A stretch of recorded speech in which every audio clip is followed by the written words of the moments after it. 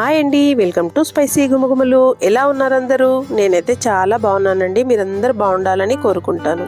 ఈరోజు ఈ వీడియోలో మనం గులాబ్ జామున్ పౌడర్తో చాలా టేస్టీగా ఉండే మలై పూరీని ప్రిపేర్ చేసుకుందామండి. ఈ రెసిపీ కోసం నేను 175 గ్రామ్స్ వరకు గులాబ్ జామున్ పౌడర్ని తీసుకున్నానండి. ఇప్పుడు ఈ గులాబ్ జామున్ పౌడర్లోకి కాచి చల్లార్చిన పాలను కొద్ది కొద్దిగా వేసుకుంటూ ఇలా ఉండలు లేకుండా బాగా కలుపుకోవాలండి. ఈ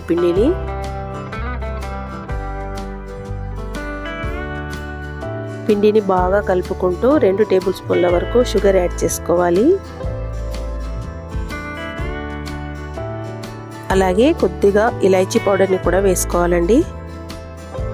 గులాబ్ జామున్ పౌడర్ని మిక్స్ చేసుకునేటప్పుడు ఇందులో ఎటువంటి లంప్స్ లేకుండా దోసపిండి బ్యాటర్ కన్సిస్టెన్సీలో మిక్స్ చేసుకొని మూత పెట్టి పక్కన పెట్టుకోవాలండి. ఇప్పుడు చక్కెర పాకాన్ని ప్రిపేర్ చేసుకుందామండి. స్టవ్ ఆన్ చేసుకొని కడాయి పెట్టుకోవాలి. ఇప్పుడు ఇందులోకి 1 కప్ షుగర్కి 1 కప్ వరకు వాటర్ని యాడ్ చేసుకోవాలి. ఇప్పుడు మంటని మీడియం ఫ్లేమ్లో పెట్టుకొని ఈ షుగర్ బాగా మెల్ట్ అయ్యేంత వరకు ఈ విధంగా కలుపుకుంటూ ఉడికించుకోవాలండి. షుగర్ మొత్తం మెల్ట్ అయిపోయాక ఇప్పుడు ఇందులోకి కొద్దిగా కుంకుమ పువ్వు అలాగే కొద్దిగా యాలకుల పౌడర్ని కూడా వేసుకోవాలండి. పాకం యొక్క కన్సిస్టెన్సీ కొద్దిగా జిగురుగా ఉంటే సరిపోతుందండి. మరీ థిక్గా ఉండాల్సిన అవసరం లేదు. ఇప్పుడు పూరీ కోసం కోవాని ప్రిపేర్ చేసుకుందాము.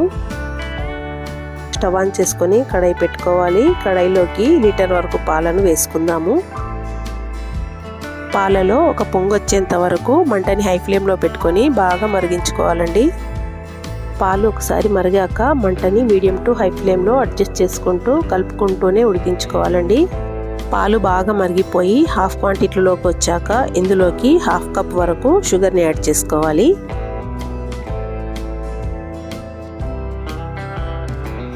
పాలను కలుపుకుంటూనే ఉండాలండి, లేదంటే మీగడ మొత్తం గిన్నెకి అతిక్కపోతుంది. చిటికెడు ఇలాచీ పౌడర్ని కూడా ఇప్పుడు యాడ్ చేసుకుందాము. పాలు బాగా చిక్కబడ్డాయండి. ఇప్పుడు ఇందులో 5-6 చుక్కల వరకు నిమ్మరసాన్ని పిండుకోవాలి.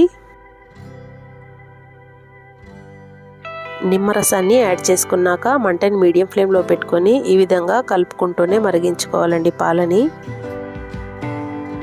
పాలు బాగా మరిగిపోయి ఇలా కోవా కన్సిస్టెన్సీలో జ్యూసీగా ఉన్నప్పుడే స్టవ్ ఆఫ్ చేసుకోవాలండి.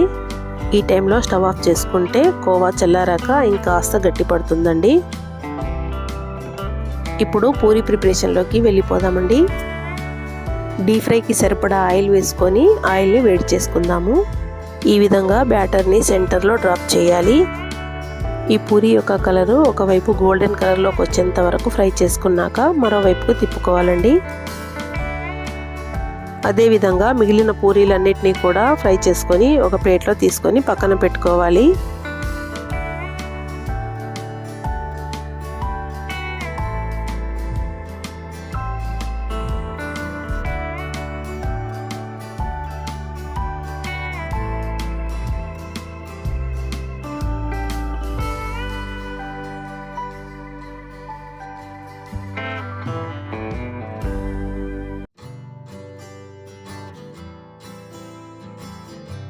పూరీలు గులాబ్ జామున్ పౌడర్తో చాలా సాఫ్ట్గా వచ్చాయండి. ఖచ్చితంగా ఒకసారి ట్రై చేసి చూడండి.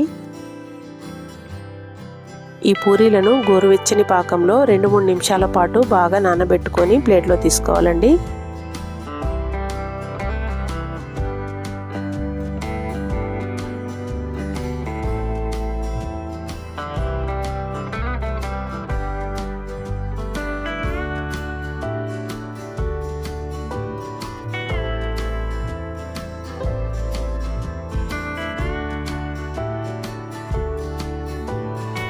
అదేవిధంగా మిగిలిన పూరీలన్నిటినీ కూడా పాకంలో నానబెట్టిన తర్వాత ప్లేట్లో తీసుకోవాలండి.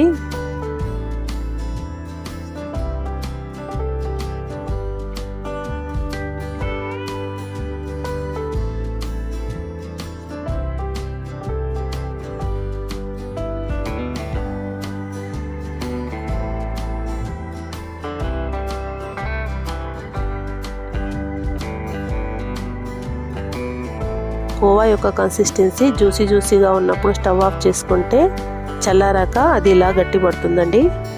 ఈ కన్సిస్టెన్సీ పూరీలోకి బాగా సరిపోతుందండి. 1 నుంచి 2 టేబుల్ స్పూన్ల వరకు కోవా తీసుకొని పూరీలోకి స్టఫ్ చేసుకుంటే ఎంతో టేస్టీగా ఉండే మలాయి పూరీ రెడీ అయిపోయినట్టేనండి. ఇదే విధంగా మిగిలిన పూరీలన్నిటిలో కూడా కోవాని స్టఫ్ చేసుకోవాలండి. ఈ వీడియో మీకు నచ్చినట్లయితే లైక్ చేసి షేర్ చేయండి. అలాగే స్పైసీ గుమగుమల ఛానల్ని సబ్స్క్రైబ్ చేసుకోవడం కూడా మర్చిపోవద్దండి. థ్యాంక్స్ ఫర్ వాచింగ్ అండి. మరో వీడియోతో మళ్ళీ కలుద్దాం.